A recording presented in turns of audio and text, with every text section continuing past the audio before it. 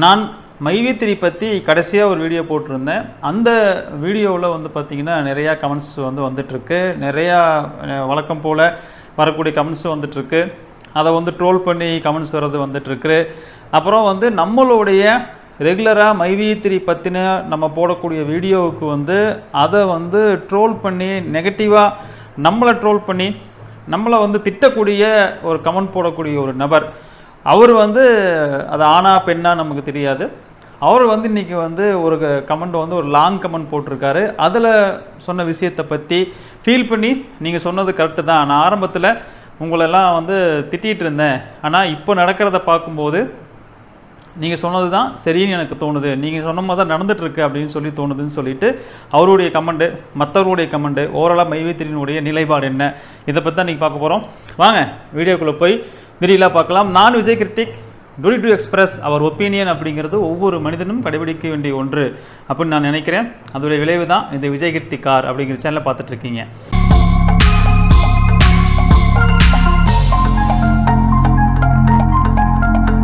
அவருடைய user ID பார்த்திங்கன்னா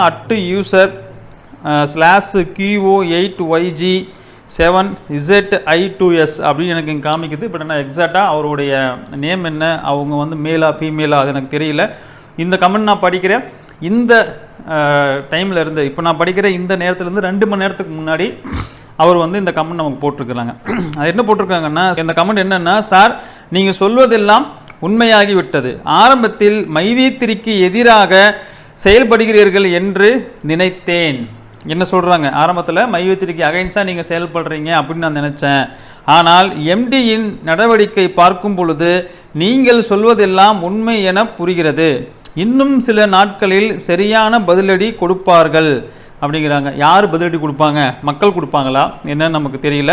பணம் வருகிறதோ இல்லையோ, எம்டி மக்களை முட்டாளாக்கி கொண்டிருக்கிறார். இதற்கான சரியான தண்டனை அனுபவிப்பார். வெல்கம் வீடியோ போடுறேன், அந்த வீடியோ போடுறேன், இந்த வீடியோ போடுறேன்னு சொன்னார். ஆனால் வீடியோ வருவதில்லை. இதிலிருந்து புரிகிறது மக்களை ஏமாற்றி கொண்டிருக்கிறார். பணம் வருமா வராதா, இதற்கு இறைவன் தான் தண்டனை கொடுக்க வேண்டும், நிச்சயம் கொடுப்பார் அப்படின்னு சொல்லிட்டு போட்டிருக்காங்க. இது என்னன்னா, கடைசியில் இப்படி தான் நம்ம போய் நம்மளுடைய இருக்கிற அன்றாட வேலையை விட்டுட்டு, நமக்கு இருக்கிற குடும்ப சூழ்நிலை, நமக்கு இருக்கிற கமிட்மெண்ட்டு, இதையெல்லாம் விட்டுட்டு, ஏன்னா நம்ம இங்கே உள்ளே வந்தது காரணமே என்ன அப்படின்னா, நமக்கு ஒரு கமிட்மெண்ட்டுக்கு, ஒரு பண பற்றாக்குறைக்கு இந்த பணத்தினுடைய வரவு, ஒரு வருமானம் நமக்கு வரது அப்படிங்கிறது நமக்கு ஒரு உதவியாக இருக்கும் அப்படின்னு தான் நம்ம என்ன பண்ணுறோம், இதில் முதலீடு செய்கிறதுக்கு நம்ம உடனே வாங்கியாவது என்ன பண்ணுறோம், இதில் பண்ண வரோம். இப்போ பணம் வரல அப்படிங்கும்போது நமக்குன்னு குடும்ப சூழ்நிலை இருக்கும், பசங்க படிச்சுட்டு இருப்பாங்க, நம்ம நிறைய கமிட்மெண்ட்டில் இருப்போம். அதையெல்லாம் விட்டுட்டு இப்போ இவங்களை போய் நம்ம இவங்களுக்கு தண்டனை வாங்கி கொடுக்குறதோ, இல்லை இவங்களுக்கான ஒரு மற்றவங்க இந்த மாதிரி இவங்க ஏமாற்றக்கூடாது. அதனால் இப்போ ஒரு கண்டிப்பான அவங்களுக்கு ஒரு என்ன சொல்கிறது, ஒரு தண்டனை கொடுத்தே ஆகணும், அதை வெளிக்கொண்டு வந்தே ஆகணும் அப்படின்னு சொல்லிட்டு அதுக்காக நம்ம போராட போகிறதோ, இல்லை கேஸ் கொடுத்து நம்ம கோர்ட்டுக்கும் கேஸுக்கும் வீட்டுக்கும் நடந்துட்டு இருக்கிறதெல்லாம் போலீஸ் ஸ்டேஷனுக்கு போயிட்டு நம்ம அங்கே அலைஞ்சிட்டு இங்கே அலைஞ்சிக்கிட்டு இதெல்லாம் பண்ணுறது நமக்கு இருக்கிற சுமையில், நமக்கு இருக்கிற குடும்ப சுமையில் இதெல்லாம் நம்ம பார்க்குறதா அப்படின்ட்டு பெரும்பாலான மக்கள் விட்டுட்டு இவங்க கடைசியாக போட்ட மாதிரி தான். என்ன சொல்லுவாங்க, இதற்கு இறைவன் தான் பதில் சொல்லணும், இறைவன் சரியான பதிலடி, சரியான தண்டனையை அவர் கொடுப்பார் அப்படின்னு சொல்லிட்டு எல்லாரும் கடந்து போயிடுவாங்க. இப்படிதான் பெரும்பாலும் நடக்குது. ஏன்னா ஒரு நடுத்தர மக்களால் என்ன பண்ண முடியும், அவங்க அதை விட்டுட்டு இதுக்காக போய் வருஷக்கணக்காக அலைய முடியாதுல்ல. அப்போது இதை விட்டுட்டு என்ன பண்ணுவாங்க, அடுத்தது ஓகே எத்தனையோ போச்சு, போனதில் இதுவும் போச்சு அப்படின்னு நினச்சிட்டு அவங்க அடுத்தடுத்து அவங்களுடைய அன்றாட வாழ்க்கையில் ட்ராவல் பண்ண ஆரம்பிச்சிருவாங்க. இதுதான் அவங்களுடைய ஒரு பாசிட்டிவாக அவங்க பார்க்குறது. என்னென்னா, ஏன் அவங்க நடுத்தர மக்களை, இது மாதிரியான பீப்புள்ஸ் ஒரு எம்எல்எம் கான்செப்டில் பண்ணுறவங்க யாராக வேணால் இருக்கட்டு பாருங்களேன், அவங்களுடைய டார்கெட் யாராக இருக்குன்னா நடுத்தர மக்கள் தான் இருப்பாங்க. ஒரு ஸ்கேம் பண்ணுறவங்களுடைய டார்கெட் மேல்தட்டு மக்களாக இருக்காது, கீழ்த்தட்டு மக்களாக இருக்காது. ஏன்னா மேல்தட்டு மக்கள் அவ்வளோ சீக்கிரம் இவங்க ரீச் பண்ண முடியாது. அவங்களே ஆல்ரெடி வெல் நாலேஜாக இருப்பாங்க, இல்லை வெல் செட்டில்டாக இருப்பாங்க. இது மாதிரியான விஷயத்துக்கு இதிலேருந்து ஒரு ஏர்னிங் எடுத்து தான் அவங்க வாழ்க்கை நடத்தணும் அப்படிங்கிறது கிடையாது. அப்போது ஒரு நடுத்தட்டு மக்களாக இருக்கக்கூடிய, ஒரு மிடில் கிளாஸாக இருக்கக்கூடிய நம்மளை மாதிரி ஆளுங்களுக்கு என்னென்னா, எப்படியாவது நம்ம இருக்கிற கமிட்மெண்ட்டில் ஒரு ஒரு உதவியாக இருக்கும், ஒரு வருமானம் வந்தால் உதவியாக இருக்கும். நம்ம அடுத்த லெவலுக்கு போகலாம். நம்ம ஒரு இஎம்ஐ கட்டிகிட்டு இருக்கிறோம், இல்லை பசங்க படிக்கிறாங்க, இல்லை வீட்டில் வந்து ஒரு வண்டிக்கு வந்து என்ன பண்ணுறோம், டூ வீலரை வந்து டிவி போட்டு எடுத்துருப்போம், அதுக்கு பண்ணுறோம், வாடகை கொடுத்துட்ருப்போம். ஏதாவது நமக்கு வந்து ஒரு பொருளாதாரம் அப்படிங்கிறது நமக்கு டைட்டாகவே போகும். அப்போது நமக்கு ஒரு அடிஷ்னலாக ஒரு வருமானம் வருது அப்படிங்கிறது நமக்கு ஒரு க்ரோவிங் கொடுக்கும், நமக்கு கொஞ்சம் உதவியாக இருக்கும் அப்படின்ட்டு என்ன பண்ணுவாங்க, நடுத்தர மக்கள் உள்ளே வருவாங்க. அப்போது அவர்களை கவர்வது, அவர்களுக்கு ஆசையை தூண்டுவது தான் இவர்களுடைய, அவர்களுக்கு வலை வீசுவது தான் இவர்களுடைய பெரும்பாலான இது மாதிரியான மக்களுடைய செயல்பாடே இருக்கும். ஏன்னா இந்தியாவில் இன்றைக்கி 120 கோடி மக்கள் இருக்கிறாங்க, 140 கோடி பக்கம் வந்துருச்சு இல்லையா, நம்ம வேர்ல்டு ஃபர்ஸ்ட் லெவலில் வந்துட்டு பாப்புலேஷனில். அவ்வளோ பாப்புலேஷனில் இப்போ தமிழ்நாட்டே கிட்டத்தட்ட நம்ம வந்து 8 கோடி ரீச் பண்ணி போயிட்டுருக்குறோம். இப்போ 8 கோடி மக்களில் எத்தனை பேர், எத்தனை பர்சன்டேஜ் மக்கள் வந்து மேல்தட்டு மக்களாக இருப்பாங்க, பொருளாதாரத்தை ரொம்ப உயர்ந்தவங்க இருப்பாங்க அப்படின்னா பர்சன்டேஜ் வைஸ் பார்த்தா ஒரு 20% இல்லைன்னா ஒரு 10% இருக்கலாம். பேலன்ஸ் இருக்கிற மக்கள் எல்லாமே அதில் வந்து பார்த்திங்க அப்படின்னா நமக்கு இந்த கீழ்த்தட்டு மக்கள், ரொம்ப கீழ்நிலையில் உள்ளவங்க, அவங்க எப்படி வேணால் இருந்துச்சுன்னா சாப்பிடுவாங்க, இல்லைன்னா அவங்க இருக்கிறத வச்சு வாழ்ந்துக்குவாங்க. அந்த மாதிரியான ஒரு லைஃப் ஸ்டைலில் இருப்பாங்க. அவங்க பார்த்தா ஒரு சின்ன ஓலக்குடிசையில் இருப்பாங்க. இப்போ நம்ம வந்து சென்னை மாதிரியான நெரிசலை பகுதியிலாம் பார்க்குறோம், ஒரு சின்ன சின்ன ரூமில் அவங்க என்னங்க இருக்காங்க, நிறையா பேர் வந்து வாழ்கிறாங்க. அப்போ அவங்க கீழ்த்தட்டு மக்களாக இருக்கிறாங்க. எந்த சூழ்நிலையும் அவர்கள் வந்து ஏற்றுக்கொள்ளக்கூடிய மன வலிமையும் உடல் வலிமையும் அவங்களுக்கு இயல்பாகவே அப்படி வாழ்ந்து பழகிருச்சு. இப்போ இந்த பக்கமும் போகாமல் கீழேயும் போகாமல் மேலேயும் போகாமல் கீழேயும் போயிடக்கூடாது அப்படிங்கிற ஒரு ஊஞ்சல் ஆடிக்கிட்டு ரெண்டுக்கும் சென்டரில் வந்து தடுமாறிட்டு இருக்கிற பீப்புள்ஸ் தான் நம்மள மாதிரியான மிடில் கிளாஸ் பீப்புள். அப்போ மிடில் கிளாஸ் பீப்புளுக்கு என்ன பண்ணுறாங்க, அவங்க டார்கெட் வைக்கும்போது ஈஸியாக அவங்களை கொண்டு வந்துட முடியும். அப்போது பர்சன்டேஜ் வைஸ் பார்த்தோம் அப்படின்னா மேல்தட்டு மக்கள் ஒரு 10% அப்படின்னு நம்ம போட்டோம் அப்படின்னா, கீழ்த்தட்டு மக்கள் ஒரு 6-7% போட்டோம் அப்படின்னா, மிச்சம் ஒரு 17-18% போச்சுன்னா கூட பேலன்ஸ் இருக்கிறது எல்லாமே ஒரு 80-85% மக்கள், 82% மக்கள் யாருன்னா மிடில் கிளாஸ் தான். மிடில் கிளாஸினுடைய எண்ணிக்கை இங்கே அதிகம். அப்போ அவங்க எப்படி யோசிக்கிறாங்க, ஒருத்தக்கிட்ட இருந்து 1,24,000 வந்துச்சு, 25,000 வந்துச்சுன்னா ஒரு குடும்பத்தில் நிறையா பேர் வந்து, நான் வசிக்கிற என்னுடைய ஊர் பகுதியில் இங்கே மைவி 3 ஸ்டோரும் இருக்குது. அந்த ஸ்டோருக்கு நான் போய் ஜஸ்ட்டு நம்ம மைவி திருப்பதி வீடியோ போட்ட ஆரம்பித்ததுக்கப்புறம் தான் நான் அந்த பக்கம் போகும்போது அந்த ஸ்டோரை பார்த்தேன். அப்போ அந்த ஸ்டோருக்கு போகும்போது அந்த ஸ்டோர் வைத்திருக்கிறவங்க எனக்கு தெரிஞ்சவங்க தான். தெரிஞ்சவங்கன்னா ரொம்ப நாளைக்கு முன்னாடி நம்ம அவங்கள பார்த்து பேசி பழகிருக்கோம். ஏன்னா உள்ளூர் தானே பழகிருக்கோம், நான் ரொம்ப நெருக்கம் கிடையாது. உங்களை எங்கேயோ பார்த்துருக்கனே அப்படின்னு சொல்லிட்டு அவங்க சொன்னாங்க. இதே ஊர் தாங்க, இங்கே தான் நம்ம பிறந்து வந்ததுனால இங்கே பார்த்துருப்பீங்க அப்படின்னு பேசிட்டு அவங்க என்ன சொல்கிறாங்கன்னா, அவங்க பார்த்தீங்கன்னா அவங்க ஹஸ்பண்டு, அப்புறம் அவங்க அங்கே இருந்தவர் வந்து ஒரு பெண் தான் இருந்தாங்க. அந்த பெண்ணுடைய ஹஸ்பண்டு, அந்த ஹஸ்பண்டு அவருக்கு கீழே இப்போ 7 க்ரோ மெம்பர் வரலாம் அப்படின்னா அவர் வந்து கிட்டத்தட்ட 4 க்ரோ மெம்பர் பார்த்தீங்கன்னா வெளியிலேருந்து கொண்டு வந்திருக்காரு, வெளிநபர்களை கொண்டு வந்திருக்காரு. மிச்சம் இருக்கிற அவங்க 4 போட்டாங்கன்னா 5, 6, 7 3 க்ரோ மெம்பர் வரணுமா, தன் மனைவியை போட்டிருக்காரு, தன் அம்மாவை போட்டிருக்காரு, தன்னுடைய அப்பாவை போட்டிருக்காரு. இவங்க எல்லாமே அம்மா அப்பாவங்களாம் ஏஜ் ஆனவங்க. அவங்க சொல்கிறாங்க எல்லாத்துக்கும் ஒரு பெருசாக ஒரு டேப்லெட் மாதிரி, நல்ல ஒரு மொபைல் வந்து பெரிய ஸ்க்ரீனாக இருந்தால் எப்படி இருக்கும், அது மாதிரி ஒரு டேப் மாதிரி வந்து வாங்கி கொடுத்துட்டோம் அவங்களுக்கு. இந்த டேப்பை கொடுத்து அவங்களுக்கு வந்து என்ன இந்த கேட்சா போடுறது இதெல்லாம் குட்டி குட்டியாக இருந்தால் அவங்களுக்கு சிரமமாக இருக்கும். அதனால் ஒரு டேப் மாதிரி பெருசாக கொடுத்துட்டோம் அப்படின்னா அவங்க வந்து அதை யூஸ் பண்ணுவாங்க, நல்லா வாங்கி கொடுத்துட்டோங்க. இப்போ யாருக்கோ நம்ம போய் பணம் போடுறதுக்கு நம்ம கம்பெனிலே போட்டு நம்மளே இதை பண்ணோம் அப்படின்னா கம்பெனி ரிட்டர்ன்ஸ் கொடுக்க போகுது, ஆனால் தைரியமாக போடலாங்க அப்படின்னு சொன்னால் நான் வீடியோ போடுறது அவங்களுக்கு தெரியல போல். என்கிட்ட ஒரு கஸ்டமரை எப்படி அணுகுவாங்க அந்த மாதிரி தான் அணுகுனா டீட்டெயிலாம் கொடுத்தாங்க. இது மாதிரி மக்களை அவங்க எல்லாமே வந்து நடுத்தர மக்கள் தான். சரி, இந்த ஸ்டோருக்கு எவ்வளோ இன்வெஸ்ட்மெண்ட் பண்ணீங்க, ஸ்டோர் வைக்கணும்னா எவ்வளோ ஆகும், இதெல்லாம் கேட்கும்போது நான் கிட்டத்தட்ட ஒரு ஸ்டோருக்கு வந்து ஃப்ரான்சைசி எவ்வளோங்க அந்த டீட்டெயில் சொல்லிட்டு இருந்தாங்க. இது மாதிரி நடுத்தர மக்களை அவர்கள் வந்து ஃபோக்கஸ் பண்ணுறதுக்கு உண்டான காரணம் என்னென்னா யோசிச்சு பாருங்கள். இங்கே வந்து கிட்டத்தட்ட 80% மேலே அவங்க இருக்கிறாங்கன்னா ஒருத்தர்கிட்ட 1 லட்ச ரூபா அவங்க ஈஸியாக வந்து கொடுத்துரு பண்ணுறாங்க. அதில் வந்து மொத்தம் 80% அவங்க வந்து ஒரு கணிசமான பர்சன்டேஜ் தொகையை, அதாவது கணிசமான பர்சன்டேஜ் பீப்புளை அவங்க ரீச் பண்ணாவே அவங்களுக்கு என்ன ஆகிடும், நல்லா வந்து ஒரு தொகை அவங்களுக்கு ரீச் ஆகிடும். அப்புறம் அவங்க வந்து நாளைக்கு ஏதாவது பண்ணிவிட்டு இது மாதிரி எந்த ரெஸ்பான்ஸ் பண்ணாமல் வந்து எஸ்கேப் ஆகிட்டாங்க அப்படின்னு வச்சுக்கோங்களேன், நடுத்தர மக்கள் என்ன பண்ணுவாங்க, சரி போ விட்டுட்டு அடுத்த வேலையை பார்ப்போம் அப்படின்னு சொல்லிட்டு அவங்க அப்படி மூவ் ஆக ஆரம்பிச்சிடுவாங்க. இது மாதிரியான விஷயந்தான் காலங்காலமாக நடக்குது. ஏன்னா நானும் கிட்டத்தட்ட ஒரு 15 வருடத்துக்கு முன்னாடி நான் முதலேஸ்வருக்கு எனக்கு இது மாதிரி அனுபவம் இருக்குது. என்னுடைய குடும்பத்தாரே போட்டிருக்கிறாங்க, என் சர்க்கிள் உள்ளவங்க, ஃப்ரெண்ட் சர்க்கிள், என்னுடைய சொந்த பந்தம் எல்லாம் போட்டு அப்போல்லாம் பெரிய அளவில் MLM என்பது அப்போ தான் ரொம்ப பிரபலியமாட்டு வருது. அப்பயே அவங்க பணம் கொடுக்காம ஸ்டாப் பண்ணக்கூடிய சூழ்நிலை வந்து ஸ்டாப் பண்ணிட்டாங்க. அப்புறம் அதெல்லாம் இப்போ எப்படி, இப்போ நியோ மேக்ஸ் எல்லாம் பார்த்தீங்கன்னா அதுக்குன்னு ஒரு கமிட்டி ஃபார்ம் பண்ணி எல்லோரும் என்ன பண்ணுறாங்க, அதை ரெக்கவரி பண்ணுறதுக்கு என்ன பண்ணுறாங்க, போராடுறாங்க. அது மாதிரி யாரெல்லாம் பணம் போட்டாங்களோ யாரை போய் கேட்பாங்க? இப்போ நான் ஒருத்தர் ஜாயின் பண்ணி விட்டோம் என்ன தான் கேட்பாரு. நான் போய் யாரை கேட்பேன்? எனக்கு யார் மேலே இருக்காரோ அவரை கேட்பேன். அவர் யாரை கேட்பாரு? அவருக்கு மேலே இருப்பது யார் தான் கேட்பாரு. அப்படி யார் அதோடைய பாஸ், இப்போ வந்து தலைமை இடத்துல உள்ளவங்க யார் அப்படின்னு நம்ம அவங்கள போய் கேட்குற இடத்துல அவங்கள ஈஸியாக ரீச் பண்ணுற இடத்துல இல்லை. அவங்க பணத்தை நிறுத்தினதுக்கப்புறம் அந்த நபர் யாருன்னே கூட நம்ம சொல்ல போனால் தெரியல. எல்லாமே ஒருத்தங்க நல்ல கம்பெனின்ட்டு தனக்கீழே ஆள் கொண்டு வரதுக்காக அந்த கம்பெனிக்கு ரெக்கமெண்ட் பண்ணி கொண்டு வந்துட்டாங்க. இப்போ எல்லாம் ஒன்றா சேர்ந்து என்ன பண்ணியிருக்கிறாங்க அப்படின்னா, கிட்டத்தட்ட நான் சொல்கிற அந்த எம்எல்எம் கான்செப்ட் நடந்து எப்படி தெரியுங்களா, பிளைண்டு அப்படின்னு சொல்லிட்டு அதனுடைய பேர். அந்த கான்செப்டே என்னென்னா பிளைண்டு, பார்வையற்றோருக்காக இந்த பணத்தை வந்து அவங்க பயன்படுத்துகிறாங்க அப்படிங்கிற மாதிரி ஒரு கான்செப்டில் வந்து அது வந்து பிளைண்ட் எம்எல்எம் கான்செப்ட் தான். அது பேரே வந்து பிளைண்டுன்னு சொல்லுவாங்க. So blind federation, blind something அந்த மாதிரி வரும். இத்தனைக்கும் ஈரோட்டில் அந்த பிளைண்ட் ஃபெடரேஷனுக்கு உண்டான ஆஃபீஸ் இருக்குது. இந்த எம்எல்எம் கான்செப்டில் வந்து பணத்தை வசூல் பண்ணிவிட்டு இது பண்ணுறதுக்குள்ளான ஆஃபீஸ் இருக்குது. நீங்கள் அங்கே போய் கேட்டாலும் உங்களுக்கு வந்துடும், அதாயிரம் இதாயிரம் தான் சொல்லிட்டு இருந்தாங்களே இல்லாமல் உங்களுக்கு பணம் வந்த பாடு இல்லை. கிட்டத்தட்ட அது நடந்து இன்றைக்கி ஒரு 20 வருஷத்துக்கு மேலே ஆச்சுங்க. இன்றைக்கி வரைக்கும் அதில் போட்டவங்க யாருக்குமே வரல. அதுக்கப்புறம் நிறையா கம்பெனி, நம்ம பேர் சொல்லி மாளாது, நிறையா கம்பெனி, ஜெயம்னு ஒரு கம்பெனி, அப்புறம் இன்னும் எனக்கு பேரெல்லாம் மறந்தே போச்சு, நிறையா கம்பெனி வந்து மார்க்கெட்டில் வந்தாங்க. அப்போது அந்த குழுவெல்லாம் சேர்ந்து வந்து ஒரு இடத்துல எல்லாம் உட்காந்து என்ன பண்ணலான்னு பேசிகிட்டு இருக்கும்போது அந்த லிங்க்லேருந்து ஒரு லிங்க் வருது, அவன் அந்த லிங்க் இன்னொரு லிங்க் வருது, அப்படியே செயினாக போய் கடைசியில் அது எங்கே போச்சு அப்படின்னா, ஒருத்தர் சொல்கிறாங்க நாமளே எம்எல்எம் கம்பெனி ஆரம்பிச்சிட்டா என்ன, ஒரு சாஃப்ட்வேர் மேக் பண்ணுற ஒருத்தர் கூட்டே வந்துட்டாங்க. என்ன கான்செப்ட்னு சொன்னால் ஒரு சாஃப்ட்வேர் பண்ணி கொடுத்துருவார். இதுதான் தீம் வெப்சைட். அப்போல்லாம் வந்து நம்ம மொபைல் ஆண்ட்ராய்ட் மொபைல்லாம் கிடையாது. அப்போல்லாம் வந்து அதிகபட்சமாக நமக்கு வெப்சைட் வச்சுருப்பாங்க. அப்போது வெப்சைட்டில் சிங்கப்பூர் அட்ரஸ் ஏதோ ஒரு அட்ரஸ் இருக்கும்.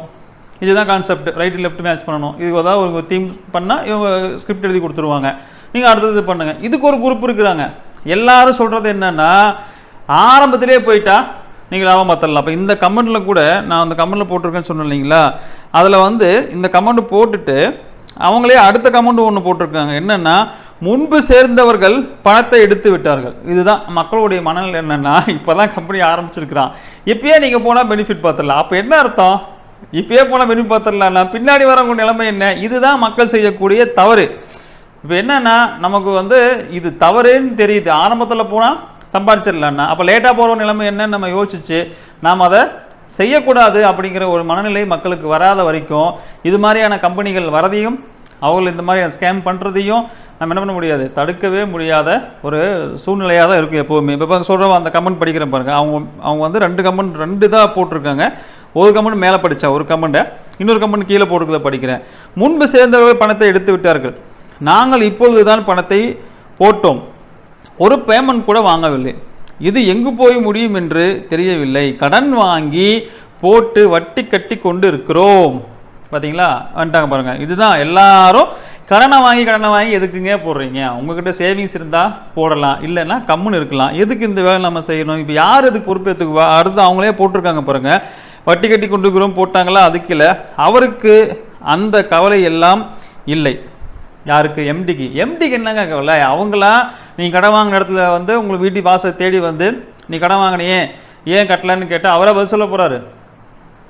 இதுதான் மக்கள் புரிஞ்சுக்கணும். நமக்கு வந்து யாரோ பிழைக்கிறதுக்கு நாம் கடனாளி ஆகுறது இல்லை, யாரோ வந்து ஓடி போகிறதுக்கு நாம் கடனாளி ஆகுறது இல்லையா? அவங்க ஏதோ சுகபோகமாக ஒரு வாழ்க்கையை அனுபவிச்சு கண்ணா பின்னான்னு செலவு பண்ணி வந்த காசை வந்து நேர்மையான வழியில் வராததுனால அவங்க வந்து பார்த்து செலவு பண்ணுவாங்க.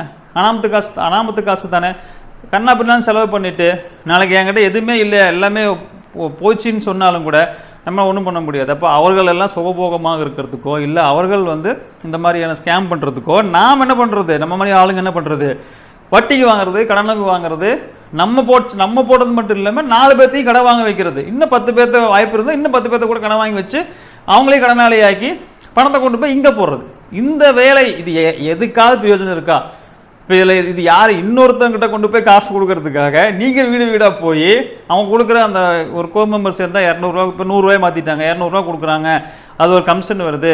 அந்த கமிஷனுக்கு ஆசைப்பட்டு நீங்களும் கடனாளியாகி உங்கள் சுற்றி இருக்கிறவங்களையும் கடனை வாங்கி போடுங்க, இல்லை கையில் இருந்தால் போடுங்கன்னு சொல்லி ஏதோ ஒரு வகையில் அவங்கள கொண்டு போய் போட வச்சு எல்லாரையுமே சிக்க வச்சு, இதுதான் நம்ம என்ன சொல்கிறோம், மக்கள் ஏன் இதை புரிஞ்சுக்கவே மாட்டேங்கிறாங்க? ஆரம்பத்துன்னு சொல்கிறோம், போங்க கேஸ் கொடுங்க, காலம் கடத்த வேண்டாம், காலம் கடத்த அது முதலீட்டாளரான உங்களுக்கு தான் இடையூறாக வந்து முடியும் இல்லாமல் அவர்களுக்கு அது சாதகமாக முடியும். இப்போ அடுத்தது அந்த அந்த கமெண்ட்டை அப்படி கன்டினியூ பண்ணுறேன். அவர்களுக்கு இந்த கவலையெல்லாம் இல்லை. மக்கள் எவ்வளவு வீடியோ போட்டு விட்டார்கள், ஆனால் எம்டியின் காதில் விழவே இல்லை. கடன் வாங்கி செருப்படி வாங்கி கொண்டிருக்கிறோம், அதை பற்றி அவருக்கு கவலை இல்லை. மக்கள் எப்படி சாகட்டும் என நினைத்து கொண்டிருப்பார் போல இதற்கு, அதாவது மக்கள் எப்படி வேணால் சாகட்டும் என்று நினைத்து கொண்டிருப்பார் போல இதற்கு என்ன முடிவு என்று தெரியவில்லை. சட்டப்பூர்வ நடவடிக்கை தான் எடுப்போம், பணம் வரவில்லை என்றாலும் பரவாயில்லை. ஏன்னா நான் போட்ட அந்த வீடியோவில் நாங்கள் போய் என்ன சொல்லியிருக்கிறோம் அப்படின்னா, அந்த வீடியோவில் இதை செய்தால் உங்களுக்கு பணம் வரும் தான் அந்த வீடியோவுடைய தலைப்பு போட்டிருக்கோம். எதை செய்தால் பணம் வரும் அப்படின்னா, நீங்கள் போய் ப்ராப்பராக சட்டத்தை அணுகுங்கன்னு சொல்லியிருக்கிறோம்.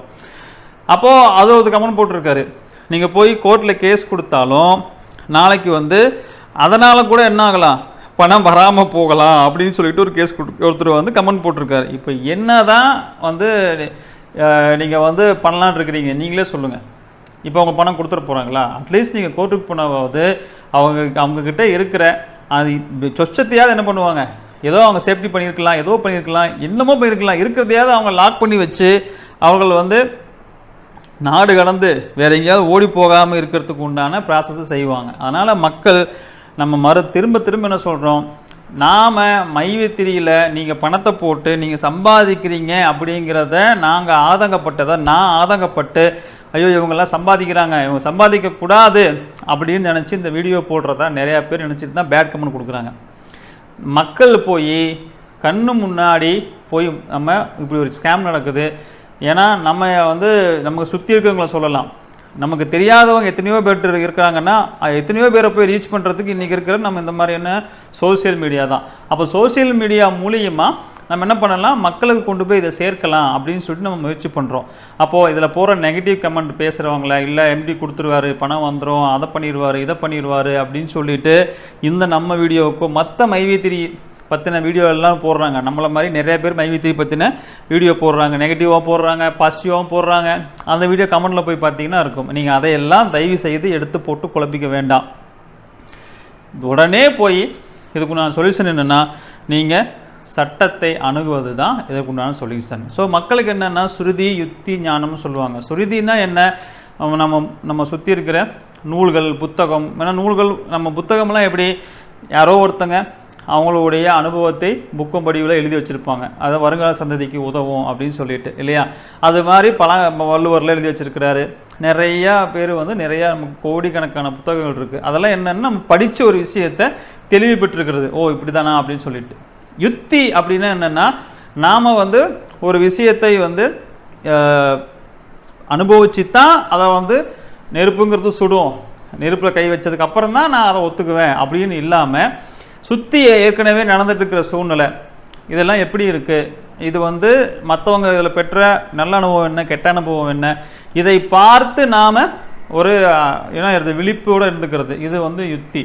ஞானம்னா என்ன, அதாவது நம்மளே யோசிக்கிறது, இவன் யாராக வேணா இருக்கட்டும், இவங்க எப்படி அதை கொடுப்பாங்க. நம்ம 24,000 ரூபாய் சம்திங் போடுறோம், மாதமானால் நமக்கு இவ்வளோ வருமானம் கொடுக்கணுங்கிறாங்க, வாழ்நாள் முழுக்க கொடுக்குறாங்கிறாங்க. அப்போ லாஜிக்காக இவர்களுக்கு கொடுப்பதற்கு எங்கிருந்து வருமானம் வரும், எங்கிருந்து பணம் வரும், எப்படி கொடுக்க முடியும், இது எங்கெங்கே போகும், கடைசியில் போய் என்ன ஆகும் அப்படின்னு நீங்களே சிந்திச்சு, சும்மா ஒரு சின்ன குழந்தைக்கு கூட சிந்திக்கக்கூடிய ஆற்றல் உள்ளவங்களுக்கு புரியும். 24,000 ரூபாய் சம்திங் உங்கள்கிட்ட வாங்கிட்டு அதுக்காக நீங்கள் வாழ்நாள் முழுக்க உங்களுக்கே மாதம் 14,000 ரூபாய் கொடுப்பாங்க. நீங்கள் குரோ மெம்பரை சேர்த்து விட்டீங்க அப்படின்னா அதில் உங்களுக்கு 200 ரூபா கொடுப்பாங்க. 7 பேர் எப்படி சேர்த்திக்கலாம் அப்படின்னா 7 உங்களுக்கு 14,400 ரூபாய் அதில் வரும். 480 ரூபா நீங்கள் குரோ மெம்பராக இருக்கிறதுக்கு இதில் வரும். இப்போ கணக்கு போட்டு பார்த்தா ஒரு நாளைக்கு எவ்வளோ வருமானம் ஆச்சு, இது எப்படி போகும், வாழ்நாளும் கொடுப்பாங்க அப்படின்னு சொல்கிறாங்கன்னா, இது சாதாரணமாக சின்ன லெவலில் உட்காந்து நமக்கு யோசிச்சா கூட புரியும். ஒரு சின்ன கால்குலேஷன் போட்டு ஒரு பேப்பர் பேனை எடுத்து எப்படி கொடுக்க முடியும், இன்றைக்கி ஒரு தொழிலில் போட்டால் எவ்வளோ வருமானம் நம்மளால் எடுக்க முடியுது, இவங்க எப்படி நம்ம கொடுக்குறேன்னு சொல்கிறாங்க. எல்லாருடைய மனநிலை என்ன அப்படின்னா, அவன் எப்படி கொடுப்பான், அதெல்லாம் எப்படியோ கொடுப்பான். அதாவது 2 வருஷம் இவர் வாங்கினார், 1 வருஷம் அவர் வாங்கினார், இப்போ 3 வருஷம் ஆச்சு, நானும் போகிறேன். இப்படி தான் நம்ம மக்கள் என்ன யோசிக்கிறது என்னென்னா, ஆரம்பத்தில் போனால் படனே, அதாவது இப்போ போனால் இப்போ தான் ஆரம்பிச்சிருக்கிறான், இல்லை இப்போ தான் ஆரம்பிச்சு கொஞ்ச நாள் ஆச்சு, இப்போ போனால் நம்ம லாபம் தான், நம்ம லாபத்தை எடுத்துடலாம். இந்த மனநிலை தான் என்ன ஆகுது, இது தவறான ஒரு மனநிலை. ஒரு தவறு அப்படின்னா எப்போவுமே அது தவறு தான். ஆனால் நம்ம என்ன பண்ணுறோம், இப்போ தானே ஆரம்பிச்சிருக்கான், நாம் லாபத்தை எடுத்துக்க பார்ப்போம், மற்றவங்க பின்னாடி வரும்போது பின்னாடி பார்த்துக்கலாம் அப்படின்னு சொல்லிட்டு ஒரு லீடராக மாறுறாங்க பார்த்தீங்களா. இவர்களுடைய தவறான செயல்னால மற்றவங்கள போய் வேண்டாங்கிறவங்க கூட ரெகுலராக மார்க்கெட் பண்ணுறாங்க. வாங்க வாங்க மீட்டிங் வாங்க, அங்கே வாங்க இங்கே வாங்கன்னு சொல்லிட்டு அவங்க வேணாம் மைண்ட் செட்டில் இருப்பாங்க. அவங்கள தொடர்ந்து அப்ரோச் பண்ணி அவங்களே எப்படியும் உள்ளே கொண்டு வராங்க. உள்ளே வந்தவங்க கூட இவங்க சொல்கிறாங்க அப்படிங்கிறதுக்காக அதை பற்றி அவங்க வந்து ஓகேன்னு முடிவு எடுக்காமல் நல்லது கெட்டதை அவங்களே ஸ்ருதி யுத்தி ஞானம் சொன்ன மாதிரி சின்ன அளவில் யோசித்து, எப்போ நீ உள்ளே போகிறதே தப்பு, நீ என்னையும் உள்ளே கூப்பிட்டு வரேன்னு சொல்கிற அப்படின்னு சொல்லி என்ன இப்போ வீடியோ போட ஆரம்பித்தது காரணமே அதுதான். என்ன நிறையா பேர் அப்ரோச் பண்ணி வாங்க வாங்க வாங்கன்னு சொல்லிட்டு நிறையா விஷயத்துக்கு கூப்பிட்டே இருந்தாங்க. நான் நீங்களே போகாதீங்க அப்படின்னு சொல்கிறேன், நீங்கள் என்னையும் ஏன் கூப்பிட்றீங்க அப்படின்னு கேட்கவே மாட்டேங்கிறாங்க. நிறையா பேர்த்துக்கு இந்த மாதிரி கிராஸ் கேள்வியெல்லாம் கேட்டு அப்புறம் ஒரு என்ன சொல்கிறது, இவர் போனால் நிறைய கிராஸ் கேள்வி கேட்குறாரு அப்படிங்கிறதுனால அப்புறம் அப்ரோச் பண்ணுறதை ஸ்டாப் பண்ணாங்க. அப்போ அவ்வளோ ஸ்ட்ராங்காக நம்ம நின்று அதை அகெயின்ஸ்டாக நம்ம அப்ரோச் பண்ணுறவங்ககிட்டலாம் வந்து நம்ம கொஸ்டின் நம்ம ஆரம்பம் என்ன சொல்லுவோம், வேணாம்னு சொல்லுவோம், இல்லைங்க எனக்கு இன்ட்ரெஸ்ட் இல்லைங்க, எனக்கு ஆர்வம் இல்லைங்க எனக்கு இதில் ஒன்றும் உடன்பாடு இல்லைங்க இப்படிலாம் சொல்லுவோம். ஆனால் ஏன் இல்லை, ஏன் நீங்கள் ஒரு தடவை மீட்டிங்கு வாங்க, நீங்கள் வந்து பாருங்கள், இப்போ எத்தனை பேர் வாங்கியிருக்காங்க பாருங்கள், இத்தனை பேர் ரிட்டர்ன்ஸ் எடுத்துகிட்டு இருக்காங்க, இத்தனை பேர் பெனிஃபிட் அடைகிறாங்க பாருங்கள், இவங்கெல்லாம் எவ்வளோ படித்தவங்க, இவங்கெல்லாம் மைவித்திரி ஆப் இன்ஸ்டால் பண்ணி விளம்பரம் பார்த்துட்டு சம்பாதிச்சிட்டு இருக்காங்க. இப்படியெல்லாம் நம்மளை ரொம்பவும் போட்டு புஷ் பண்ணும்போது இதில் மைவித்திரியில் மட்டும் கிடையாது, இன்னும் நிறையா இதில் அந்த மாதிரி நடந்திருக்குது. அப்போ அவங்களெல்லாம் வந்து அப்புறம் கிராஸ் கேள்வி கேட்டு அவர்களை வந்து நம்ம வந்து ஒரு கிடுக்குப்பிடி போட்டு இதுக்கு ஆன்சர் அவங்ககிட்ட இல்லைங்கும் போது அப்புறம் நம்மளை அப்ரோச் பண்ண மாட்டாங்க. நம்மளை விட்டுட்டு இவர் ரொம்ப கொஸ்டின் கேட்குறாரு, நம்ம வேலை பார்ப்போம் அப்படின்ட்டு வேலை போயிடுவாங்க. இது மாதிரியான சூழ்நிலையிலேருந்து நம்ம தப்பிக்கணும் அப்படின்னா நாம் தான் விழிப்போடு இருந்துக்கணுமே. எல்லாமே மற்றவர்கள் வந்து எப்படியாவது இவங்களை கொண்டு போய் எதுலையாவது, மக்கள் எல்லாரும் கெட்டவங்க கிடையாது, எல்லாருமே நல்லவங்களும் கிடையாது இல்லையா. ஸோ எப்படியாவது எதையாவது சொல்லி உள்ளே கொண்டு வந்துடலாம் அப்படின்னு அவங்களுக்கு இது காலத்துக்கு நிலைக்காதுன்னு தெரிஞ்சே கூட உங்களை உள்ளே கொண்டு வந்திருக்கலாம். அந்த மாதிரியான மக்கள் இருக்கிறாங்க. சில பேர் நான் உள்ளே போயிட்டேன்ல, சரி இவனும் வரட்டும், வந்து இவனும் அனுபவிக்கிட்டோம் அப்படின்னு நினைக்கிற மக்களும் இருக்கிறாங்க. சில பேர் நான் சம்பாதிக்கிறேன்ல, பாவம் இவர் கஷ்டப்படுறாரு, இவர் சம்பாதிக்கட்டும் அப்படின்னு நல்ல விதத்தில் யோசிக்கிற நபர்கள் இருக்கிறாங்க. நான் சொன்ன இந்த 3 விதமான நபர்களும் இருக்கிறாங்க. அப்போ நாம் தான் யார் என்னன்னு பகுத்தாய்வு பார்த்து நம்ம சொல்கிறோம், நான் சம்பாதிக்கிறேன், இவனும் கஷ்டப்படுறானே, இவனும் சம்பாதிக்கட்டும் அப்படின்னு ஒரு நல்ல நோக்கத்தோடு சொன்னாலும் கூட அவருக்கும் நாம் நல்ல நோக்கத்தோடு தான் சொல்கிறீங்க, ஆனால் இது பாருங்கள் இதோடைய விளைவு இப்படி தான் ஆகும்னு சொல்லிட்டு நாமளே என்ன பண்ணிக்கலாம், இதோடைய ஒரு சின்ன ஒரு கால்குலேஷன் போட்டால் புரிஞ்சுக்கிட்டு அவர்களையும் கூட அதுலேருந்து காப்பாற்றலாம். சரிங்களா. ஸோ நம்ம மைவித்திரி போன்ற மற்ற எந்த நிறுவனத்திற்கும் நாம் எதிரி அல்ல. நான் லாஸ்ட் வீடியோ கூட சொன்னேன். இன்னும் சொல்ல போனால் மைவித்திரி அந்த எம்டி சத்யானந்த் அவரை கூட நம்ம சேவ் பண்ணணும்னு தான் நினைக்கிறோம். தேவையில்லாமல் மீண்டும் மீண்டும் மீண்டும் தவறை செய்து தவறை பெருசாக்கிக்க வேண்டாம். அவராவது அட்லீஸ்ட்டு நம்ம இந்த மாதிரியான வீடியோஸ்லாம் போடுறதுனால ஓகே இதுக்கு மேலே இந்த மாதிரியான ஸ்கீமு இந்த மாதிரி திட்டங்கள் எல்லாம் ஒன்று எடுபடாது, ஏன்னா எல்லோரும் பேச ஆரம்பிச்சிட்டாங்க, எல்லோரும் யூடியூப்பில் போட ஆரம்பிச்சிட்டாங்க, மக்கள்லாம் கொஞ்சம் விழிப்படைஞ்சிட்டாங்க, அதனால் இதை வேணாலும் விட்டுட்டு போனாருன்னா இந்த அளவில் அவராவது ஒரு குற்றத்தில் இருந்து தப்பிப்பாரா, குற்ற செயலிருந்து அவர் செய்கிறத வந்து நிறுத்துவாரா, இல்லைன்னா இன்னும் பெருசாகி வந்து அவர் இன்னும் ஒரு பெரிய சிக்கலில் கூட மாட்டிக்கூடாது. நிறைய பேர் சொல்லியிருந்தாங்க, நீங்கள் சொல்கிறீங்க மைவித்திரி மாதிரியான கம்பெனியெல்லாம் வந்து நடத்துகிற மற்றவங்கெல்லாம் வந்து நல்லதாக ஒரு வாழ்க்கை வாழலை, பெருசாக ஒரு அமைதியான வாழ்க்கை வாழலை, இது கடைசியில் இந்த மாதிரி சிக்கலை தான் வாழ்ந்தாங்க அப்படின்னு சொல்கிறீங்க. பாருங்கள் இந்த கம்பெனியெல்லாம் நல்லா தான் இருக்கிறான், அந்த கம்பெனி நல்லா தான் இருக்கிறான், இது பார்க்குறதுக்கு இப்போதைக்கு நல்லா இருக்கிற மாதிரி தெரியும். ஆனால் அதனுடைய பின்னாடி ரொம்ப நீங்கள் டீப்பாக போனீங்க அப்படின்னா அவங்க பெரும் மன உளைச்சல், ஏதோ ஒரு சிக்கல், ஏதோ ஒரு குழப்பம், ஏதோ ஒரு சஞ்சலம்ங்கிறது அவர்களுக்கு நிகழ்ந்து கொண்டே இருக்கும். நிம்மதியான ஒரு லைஃப் அப்படிங்கிறது இருக்காது. ஸோ மக்களே, நான் மீண்டும் சொல்வது அதுதான், முதல்ல நம்ம திரு சத்யானந்தை தண்டிக்கிறதுக்காக நான் போய் கேஸ் கொடுக்க சொல்லலை. நீங்கள் முதல்ல கேஸ் கொடுத்தீங்க அப்படின்னா இது ஒரு சொல்யூஷன், ஒரு ஸ்டாப் ஆகும். உங்களை போல் பல பேர் உள்ளே வரது தடுக்கப்படும். நீங்களே தவறு செஞ்சிட்டீங்க, உள்ளே போயிட்டீங்க, உங்களை மாதிரியான நபர்கள் எக்கடை கெட்டு போட்டோம் அப்படின்னு நீங்கள் விட வேண்டாம். அட்லீஸ்ட் ஒரு கேஸு எல்லாம் ஒரு 2 லட்சம் பேர் 3 லட்சம் பேர் இருக்கிறீங்கன்னா நீங்கள் 3 லட்சம் கேஸும் அங்கே வந்து ஸ்ட்ராங்காக ஃபைல் ஆகும்போது ஃபர்தராக இதில் யாரையும் இவங்க போய் மக்களை அப்ரோச் பண்ணுறது அப்படிங்கிறது தடுக்கப்படும். இதுதான் நம்ம ஒரு முக்கியமான விஷயமா திரும்ப திரும்ப சொல்கிறோம். ஸோ கவனமாக இருங்க. இந்த விஷயத்தில் கால தாமதம் படுத்தாதீங்க. இம்மிடியட்டாக போய் சட்டத்தை அணுகுங்க. அதுதான் உங்களுக்கு ஒரு நல்ல ஒரு சொல்யூஷனை கொடுக்கும். இன்னொரு வீடியோவில் நான் மீண்டும் சந்திக்கிறேன். எல்லாருக்கும் வணக்கம். பாய்.